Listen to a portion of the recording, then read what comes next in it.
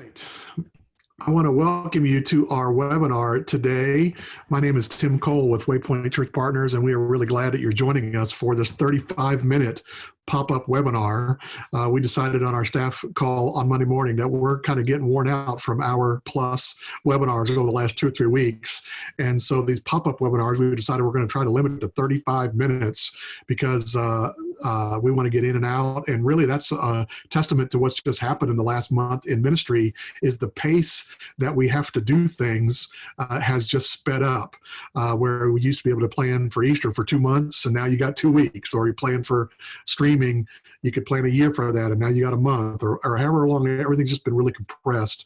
And so some of the topics that we actually canceled a webinar that we had planned on doing because waiting a week to plan it was too long. And so we planned this on Monday and threw it together. And originally, the original thought was that we would talk about just your online part of your Easter, but it has morphed into some great ideas about your whole Easter weekend experience from our 5 panelists today. And so we're going to jump right into that. But before we do that, as always, I want to give credit to Mid-Atlantic Christian University, who is our ministry partner and a sponsor of our webinar platform. And so we share kind of the same region here in the Mid-Atlantic and our great ministry partners together. So we're thankful for the fact that they help us do these webinars every month.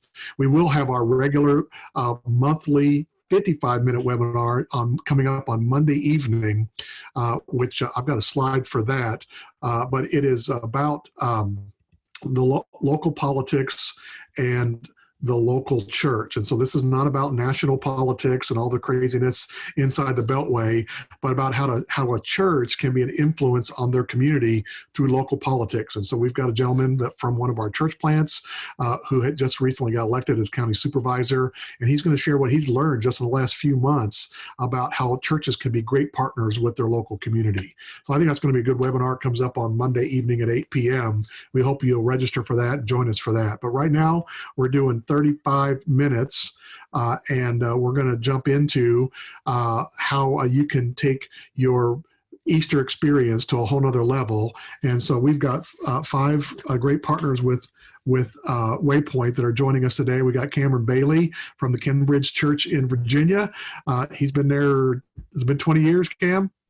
It'll be 20 years August 1st, yeah. 20 years there at that church. And then we've got over to my right, Exie Anderson, who's at the Point Church in Raleigh. And then Jason Yeatts at the East 10th Street Church in Roanoke Rapids. Is that right? All right. And then we got Seth Bruant at New Hope Church in Roanoke, Virginia, and Michael Bartlett at Collective Church in Frederick, Maryland. So we got 3 states represented here today, good leaders, all of them, and they all have a great idea. And for those of you who are on the call today, hopefully some of you just absolutely steal their idea just straight up as is. But for a lot of us, it's really getting inside the mind of good leaders on how they're thinking, how can I maximize what I'm doing? And so you may take an idea and modify it or change it, or take an idea and it spurs a great idea for you. And we did this at 10 a.m. on Wednesday morning. We originally thought about Wednesday afternoon, but we thought we got 10 days till Easter. And so even giving you a whole extra 6 hours of one more business day to think about how could we put something together, we thought was valuable. And so that's why we're Wednesday morning. So if any of these ideas spur you on, that you can start here right at lunch to say, hey, let's get to work with a way that we can really take our Easter experience to a whole nother level, even though we're in this new reality of primarily online church that we've never been in before in the history of the American church.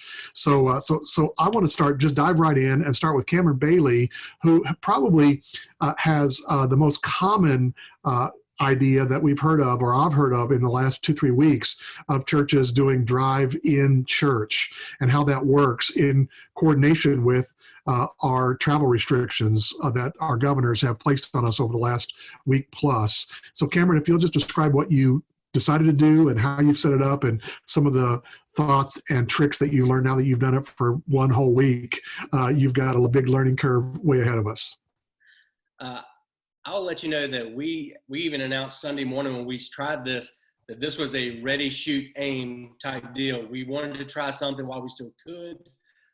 We had contacted, as anybody and everybody needs to, our local people We contacted our Cambridge town manager to make sure he would contact the police department, make sure he'd contact the town council, all that good stuff, make sure that they were okay with it. We're meeting at a local girls softball park. It's got a nice pavilion. One of the contractors in our church family is building a stand for me so that people could see what all was going on, get us a little bit higher. Here's a picture Tim's throwing up with people coming into the drive-in. We live in a small community. We had 136-ish people come, not counting people in town, able to tune into their local FM channel. I got this idea from when my freshman year in college, years back at MACU, or then RBC, our choral club in the fall semester went to, I think it's Open Door Church, something like that in Florida, where you pulled in, you were given all of your information, and the first church service they do is drive-in style. And I started thinking, dude, we got to do something. So we looked, we researched, we simply Googled FM transmitter drive-in. We've got drive-in theaters still in Southside Virginia that are in use. So we wanted to see how when you pull into a drive-in theater, for those who've never done that, you are asked to tune into a channel. If you don't still have the speaker boxes, you tune into a channel, AM or FM, and listen to whatever is on the screen. So we found what we needed. We searched it. We found one. The one I bought was $107.29 out of California. It came in. We ordered it on Monday of last week. It came in Saturday at 3 or 3:30, Saturday afternoon. So real quick, ready, shoot, aim. We tried and got it just right. We had to find 3 or 4 different FM channels through our cars to see if it was going to work. It's got the one that we're using has an audio jack and a microphone jack, so that we're able to just plug straight into it. And it's the headphone jack size. You might have to downgrade or downsize using adapters. But we set everything up. We had someone meeting people when they pulled up to hand them a song sheet so they could see with CCL, all that good stuff, all that on there. It was the fellowship cups, the pre-down communion cups, which people use. We even had folks asking them, hey, take a picture of yourself, take a selfie. In our area, I'm known as the selfie preacher. So there was a picture of the stand, that pretty much type deal we're using. Here's a picture of the drive-in. It was a full page, front and back, which had devotions on the backside, everything. It was all nice. It went well. It actually went really, really well. We learned some good and bad things. We learned good. This was needed. Even this week, after the Executive Order 55, which y'all can get into later if you want, or I can, we found out there's things outside. We need everybody to stay in your car, keep your windows rolled up. This week, the town manager has asked not to hand out any papers. So we're going to create all of that stuff as a PDF to put on our Facebook page, on our church website, so you can simply click it off of your phone. You can sing the songs there. If you're watching the videos online, we're simply using YouTube songs that have the lyrics already on the song. Same song, same everything. This way they can click the PDF and have all the information at their hand. We're going to have a board where if they don't have that, when they pull up, they can take a picture with their phone through their car window and still have it without ever having to let the windows down. Bad, we learned you need to have the right microphone. If you don't, you're going to pick up static. You can't have one that you're moving around because it's hit or miss. So the old school Garth Brooks style, the big old microphone is what we used. That didn't do the best, so we've got the other kind that sits on your cheek. I can't stand microphones, but that's going to be the best for us, we think. Good. It brought hope. There were so many people. That afternoon, I had to go to work at the fire department that afternoon. And then when I went into Food Line to get groceries to go to work that day, a lady in the deli at Food Line in Blackstone, Virginia said, "You're that preacher that did the drive-in church. I was listening when I was on my way to work. It was awesome. I loved it." I was like, rock on. So that worked. It's reaching out. We're the only church, I believe, in our community who's able to do something. Most of them aren't even doing online stuff. And online for us in our area, you've got sketchy service for internet if you have internet at all. So this was a need. We still have governor's permission for this coming Sunday to do drive-in church, as long as people stay in the car. You're not handing out things. Keep your windows up. And we're looking forward to it. Tim had asked me earlier about bathrooms. The ballpark had bathrooms. They were open. We were Lysol and junk down like it was no tomorrow, just to make sure everything was fine. But this week, even one of our people in the community said, "I'm worried about the bathroom." And someone else said, "Look, we're doing a 35, 40-minute service. If you can't hold it that long, then back out and pull away. That's fine. Go home. Go to the bathroom. Whatever you got to do." That's it. All right. That's great, and I've heard from many churches that are thinking or planning or have ordered their transmitters. So that's great. I would advise that you contact your local officials because we've heard conflicting reports about what different localities are going to allow, and so you don't want to be the church that gets on the news the wrong way because the local officials make a mess out of that. But as long as you're working in cooperation and coordination with your local officials, I think we're going to get to the point where we're just sitting in cars and seeing other cars together will feel like we're gathering differently than when we're in our living rooms. So I think that's a great application. Cameron, let's make sure I get a link to you from the Amazon thing that you ordered. So that's a great application for it's not actually an online, but it's an over-the-air worship experience for Easter that you would have just about enough time to plan for if you started right now. A twist from that I heard of just this last week was drive through Good Friday. And so we got Seth Bruant from the New Hope Church in Roanoke, Virginia. And so Seth, tell us about the genesis of the idea, where it came from, what the plans would be for you guys to pull that off. Yeah, we actually started with the drive-in idea, and our parking lot's really not conducive to that. So we morphed that idea into we have done a Good Friday experience the last 2 years. Stations of the Cross, people, it's a self-guided experience. They go up to a station, they interact with that element and move through each of the stations of the cross. So we said, what if we made that a drive-in idea? So the stations would be outside, people would stay in their car. It really came, by the way, from our children's ministry team. We're so grateful for them and their good and creative ideas. So listen to your team on this. But they wanted to hand out a resurrection garden. They wanted to give like a plant and some soil and some seeds to families. And they were just going to do this as a pickup to show that new life can be born. Resurrection happens in everyday life.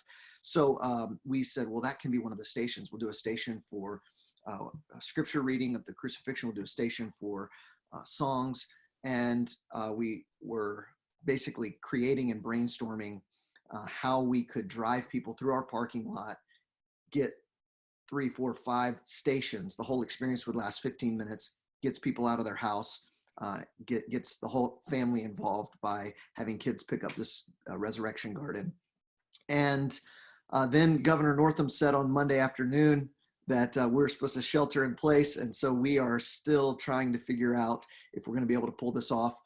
Even if legally we can do it, we are concerned about the PR side of things. So we want to be very sensitive to that. We don't want to appear to be irresponsible in any way. So we want to be for the Roanoke Valley and in full compliance with what's going on. But this is just one of the ways we were trying to say, man, how do we engage people? And that was our latest iteration of the idea. I think that's a great application for that. I just have this slide here, which is the actual executive order from Virginia. At least we've got Virginia and North Carolina also included on here. But in the actual executive order, that the exceptions to sheltering in place is you can go from your residence, your work, or your place of worship. Now, we're going to see how that's being played out over the next week or two. This just happened like yesterday, right? So we're going to be figuring out how local authorities state how that's applied and what the letter of the law and the spirit of the law means. But in the verbiage, you're supposed to be under groups under 10, and going to your place of worship is still in the, not just kind of there, it's physically in the executive order. But you still got, there is that principle of your reputation as a church, and is this going to give you negative PR or positive PR? But the longer we go on, whether it's Easter or otherwise, we're going to get cabin fever. We're not used to the shelter in place for more than a day or two as a country. And in Virginia, it's 70 days that we're like 2 days into, so it's going to be crazy. So I think opportunities for the church to figure out, not just for Easter, but how can we legally, and not just by the letter of the law, but by the spirit of the law, how can we legally encourage our church people to feel like they're part of the church family and not isolated at home? So I think that's a great application that you might do for this drive-through Good Friday experience where they see the Stations of the Cross and so on. So speaking of drive-through things, let's talk with Exie Anderson about the Easter egg hunt, the mobile Easter egg hunt that they're doing there at their church, and how they thought of that and what they're making it into. So go ahead, Exie. Hey guys, so the origin of this came from the fact that we actually don't even do an Easter egg hunt per se at our church. We choose to partner with other organizations in the community that do Easter egg hunts, but all of those obviously are canceled. And so we were trying to come up with a creative way for our families to still be able to enjoy an Easter egg hunt of sorts. And so what we are going to do is we happen to have, because of some photo props from a few years, some giant eggs. And so we are choosing to take 12 eggs, giant eggs, and make a scavenger hunt out of this. These giant eggs will be attached to either windows in businesses or in the front of a park. They will have a giant letter on the egg, and that letter scrambled up they can unscramble it to come up with a phrase, "Jesus is risen." And then they will have a scavenger hunt that we're providing to them in a PDF form. They can take a picture of it with their phone. We'll be sharing it on Facebook. And this scavenger hunt will have clues. The clues in general, we want to be generic. We don't want them to be overly churchy. However, underneath the main clue will be something that ties that clue into scripture. So, for example, one of our spots that we're using is the Yeatts gas station, and underneath that we'll use the scripture that talks about Jesus wrapped in sheets of gauze and buried in the tomb.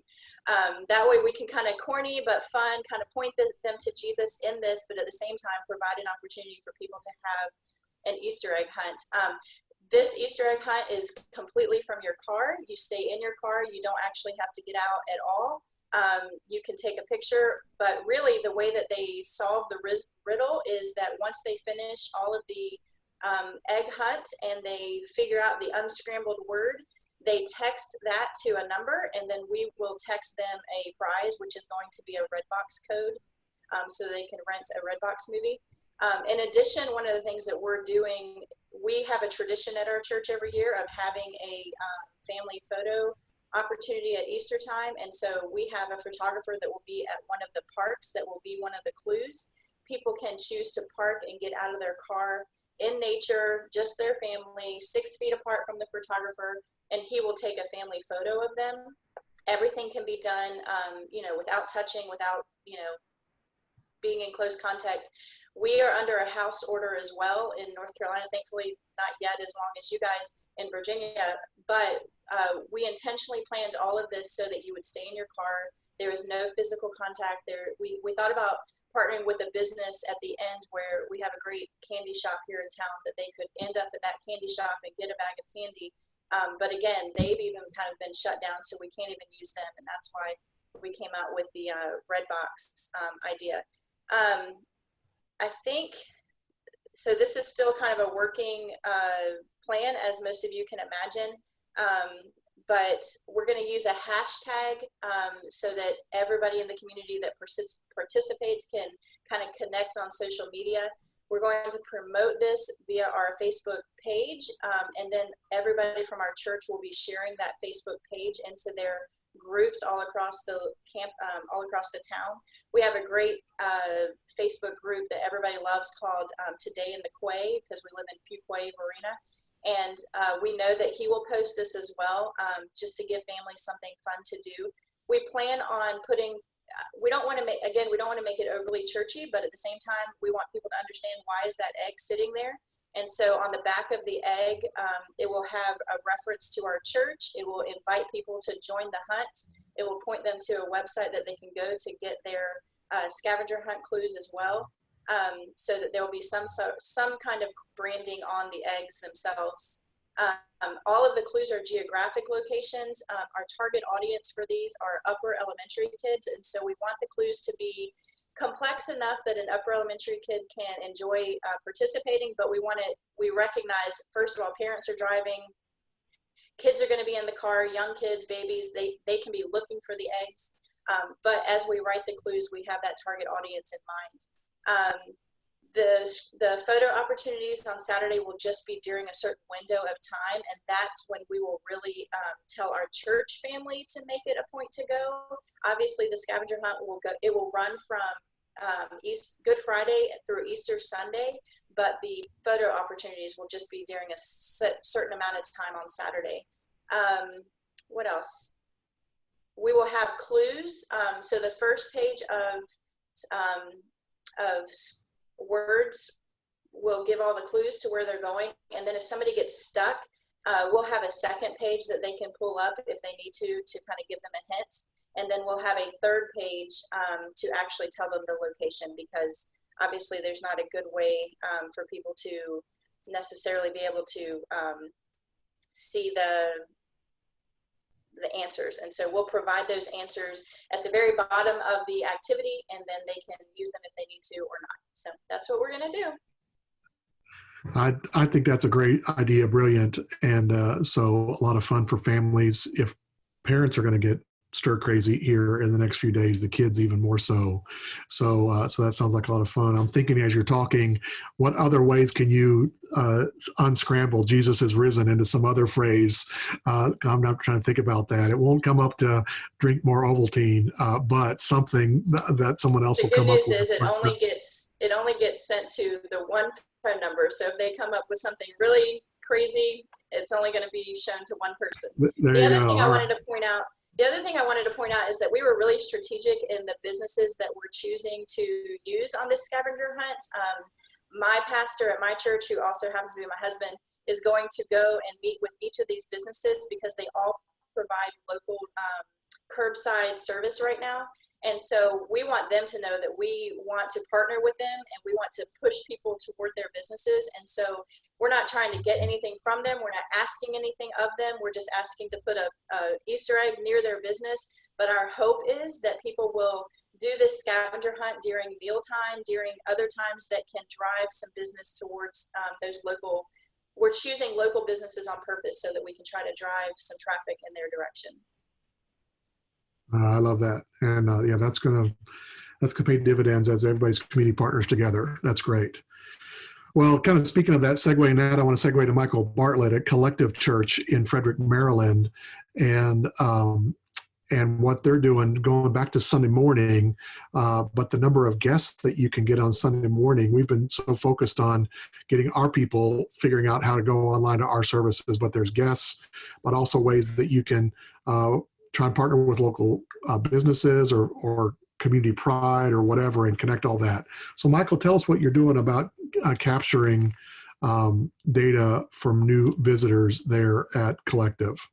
Yeah, so over the last few weeks, we've seen people popping onto our online worship experiences that aren't regular attenders at Collective. And this started because every Monday, our staff prays for one person that they live by, that's in our community, that doesn't know Jesus, who they'd want to bring to Collective. And we've been praying for these people for 6 or 7 months. And the first Sunday we did church online, my guy, his name is Wes, he's my barber. And we're friends on Facebook because he's my barber. And he popped online. And I was like, oh, cool. Like Wes is like engaging this online service, and he can't do church on most Sundays because he works most Sundays. Like his when he starts work on Sundays at 10 a.m. So like our services do not fit his life. And I realized pretty quickly that we've been praying for people for a long time. Our leaders are praying for people for a long time. They've been inviting them to show up at Easter, to show up at Christmas, to show up on these big days. But online, we literally like bring it into their house. And so I reached out to our staff and our leaders like, hey, did anybody else see people pop online that you've been inviting that had never shown up at Collective before?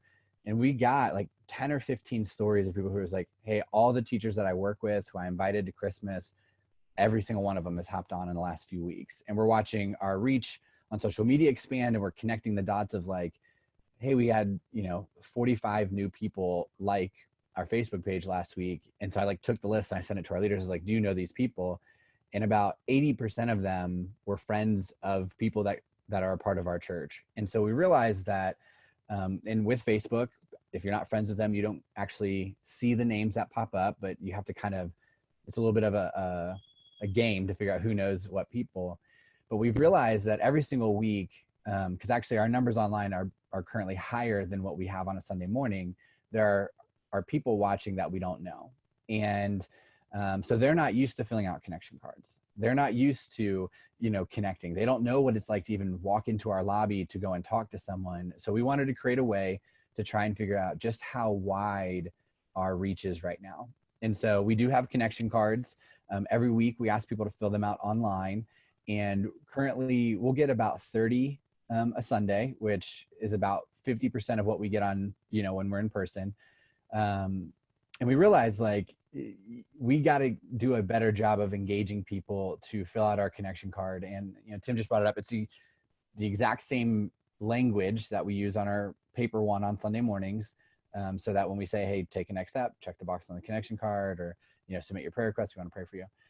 But because our reach is so wide, but we don't know who they are, what we're doing for Easter is everybody that fills out a connection card, we're going to give away a sticker that we had our designer make, and I actually have it right here. Shape of Maryland says for Frederick, which is the hashtag that was created when we first launched. The heart is where Frederick is. And at the bottom, it says My Collective Church on it. And we realized that the thing that we do well as a church is the personal touch. When you're online, it's harder to do.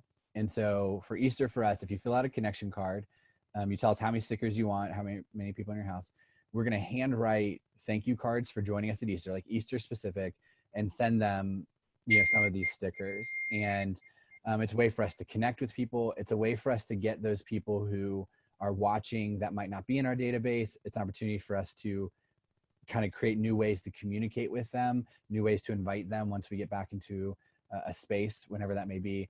But also because people, have such a pride for our city, it's a way to kind of draw attention to loving Frederick and doing what we can to continue to serve this city. And so our goal, we average about 30 connection cards on a Sunday. Our hope is to double that and have the opportunity to send just a really special thank you for joining us on Easter in ways that we would do in person that we just can't do the same way anymore. All right.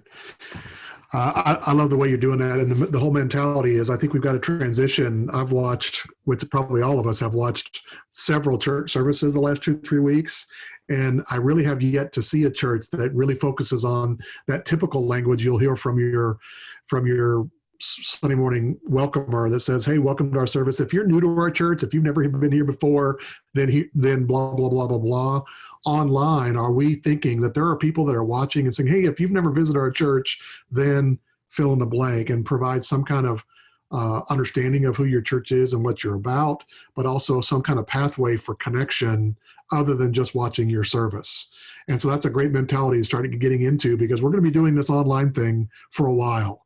In Virginia, it looks like 70 days, which would be like 10 weeks if I'm dividing right, that we're going to be doing this. And who knows if it's shorter or longer, depending on how things will go. But providing a pathway for your guests, your visitors, to get connected after your church service is going to provide an opportunity for, when we're allowed to meet together face to face, for them to have an easy step into physical church rather than just online church. Yeah, and Tim, I forgot to add, so every Sunday morning at 9 a.m., we send out an email church-wide with the links to our Sunday service, because we recognize that not everybody's on social media.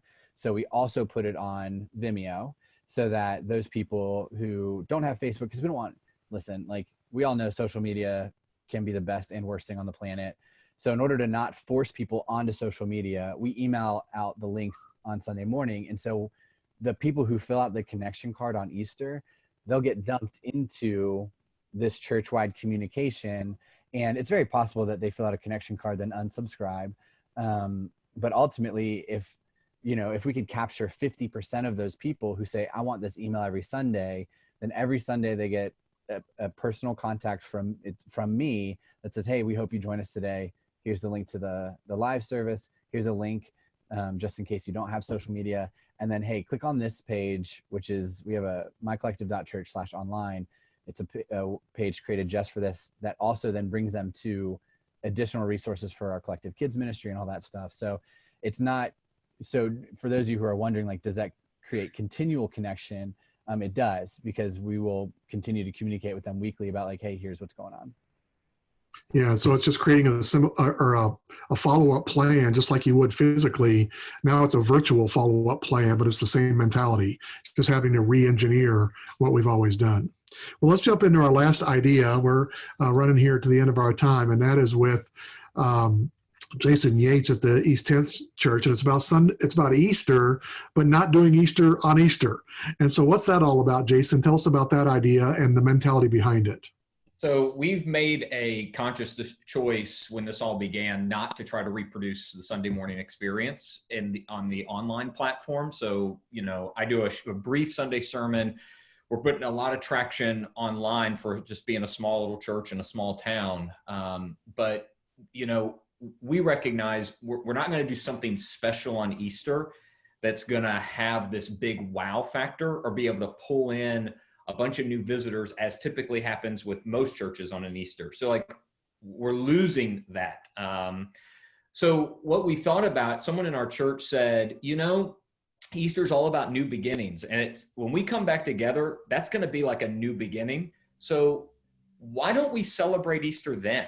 And it was like, oh my gosh, that could be a really good idea. And so that's what we're doing. We're going to observe Easter. We're actually doing something with Easter egg hunts at different houses. We're taking Easter eggs to the families in the church. That's not an outreach thing. That's just for families in our church. We know. I'll have a special sermon on Sunday, next Sunday for Easter Sunday, not next, Easter Sunday. So we're going to observe it. But what we're doing is then we're saying when we return in person, we're going to do a 2-Sunday celebration of resurrection, of return and resurrection. And so we want trying to pull all the emotional, all the emotions that we usually put around and all of the traditions that go around Easter, and we're just moving them to this moment that I think is just going to be really big in general, because the moment we're all able to get out and socialize and go back to some normal life, I think it's going to be really special. And if we can use some of the tradition and the emotion and the theology of resurrection and tie that to returning, I think it's going to have a really big impact. And so what we've done is we've posted this on both our Instagram and Facebook pages with a little description. And we're telling people, hey, when the time comes, invite a friend and come celebrate Easter together with us. So you're not going to miss out on Easter, everybody. Come do that with us. And we have one of the school board members here in our local school system goes to our church, and she has already shared it and personally invited someone she's been working on to come and celebrate when the time comes. And so we're seeing a lot of traction already in our social media and just personally through messages to me. We're going to do something special on the first Sunday and on the second Sunday. And we're doing 2 Sundays because people may be hesitant on that first Sunday, but we really think they'll come back in full force on the second Sunday if they don't on the first. And so we're going to be like good Jewish Christians, and we're like going to have this really long celebration of coming back together. And I'm already hearing a lot of things, and I think it's giving people hope. Like, man, I got something to look forward to, and that's really the goal. And so we're really excited about it, and I think we're going to have a lot of people show up because they want to be together, and it's going to be Easter again. Yeah, I think that's a great idea. Brilliant. And so I'm glad you guys are doing that. And the plus of that is you get a little bit of time to plan for it versus all this craziness of the last 2-3 weeks where everything changes every 48 hours. We've got weeks to plan for this, so you could dream up all kind of great ways to make it even more value added. I don't know if you could have a big Easter bonnet parade, old school kind of stuff or whatever, ladies' hats or what, who knows what you could do. Easter egg hunts, even then, whatever. You're going to have the opportunity to think through all that because you've said it's for when we get back together. But we're going to want to come back. There's no doubt. And to make that a big day rather than just, hey, come back to church as usual, but make it a big day. That's huge. I love what you're doing. Well, our time is up. And so I want to thank our 5 panelists for sharing with us today and for all the people that joined us today. What I love about the last 2-3 weeks is how much church leaders are really trying to take church to another level and not just survive this time. And I think that God has called us to be leaders for such a time as this. And so thank you, 5, for your leadership at your churches. But for everyone that's online today that's asking the question, how can I do something special about the biggest day of the year, the celebration of Jesus coming forth from the grave? So thanks for your time. Please stay tuned for any more pop-up webinars that we produce in a matter of 48 hours, or our regular monthly webinars that are 55 minutes long. We'll see you again sometime soon.